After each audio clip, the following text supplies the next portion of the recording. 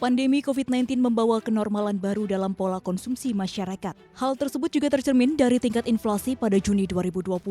Meski masih diterjang pandemi, Kepala Badan Pusat Statistik Suharyanto mengatakan inflasi periode Juni 2020 sebesar 0,18% secara bulanan. Ini membuat inflasi tahunan menjadi 1,96%. Daging ayam ras menjadi penyumbang utama untuk inflasi pada Juni 2020. Kenaikan daging ayam ras memberikan andil pada inflasi 0,14%.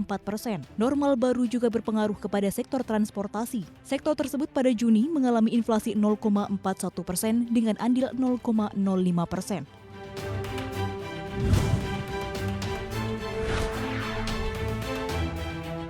Pemerintah resmi menaikkan iuran BPJS Kesehatan per 1 Juni 2020. Hal ini sesuai dengan Peraturan Presiden Nomor 64 Tahun 2020.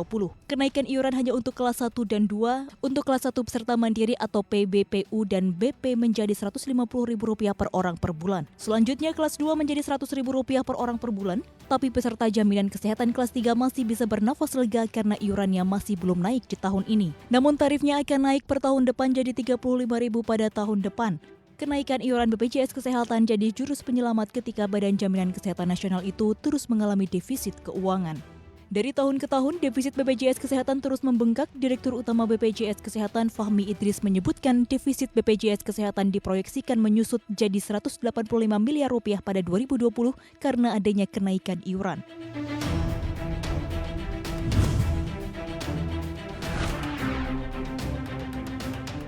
Secara bergilir, badan usaha milik negara menagih utang pemerintah untuk memenuhi likuiditas keuangan di tengah pandemi COVID-19. Kali ini Hutama Karya menagih utang ke pemerintah Rp1,88 triliun.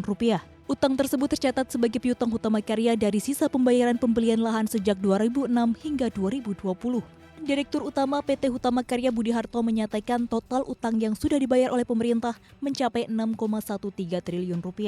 Angka ini digunakan sebagai dana talangan perseroan untuk pembayaran lahan mencapai 38 juta meter persegi.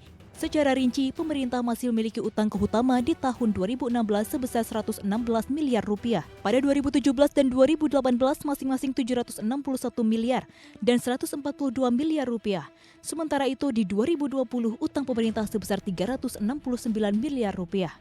Tak cuma menagih sisa utang, Budi Harto juga membeberkan perusahaan harus menanggung cost of fund, tanggungan biaya-biaya yang timbul dari pendanaan yang didapat perusahaan untuk membebaskan lahan tanah sejak 2016 hingga 2020 mencapai Rp8 triliun.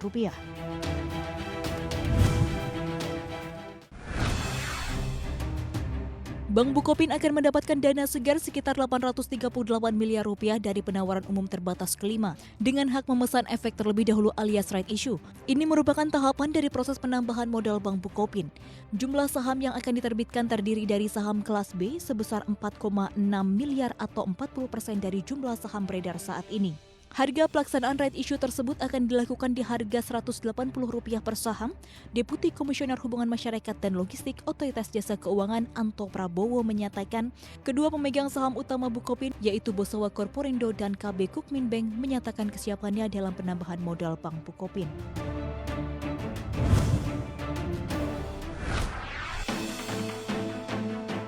Pabrikan pesawat terbang asal Eropa, Airbus akan melakukan pemutusan hubungan kerja pada 15.000 karyawannya akibat pandemi COVID-19. Langkah pemangkasan jumlah pekerja itu akan dilakukan Airbus hingga tahun 2021.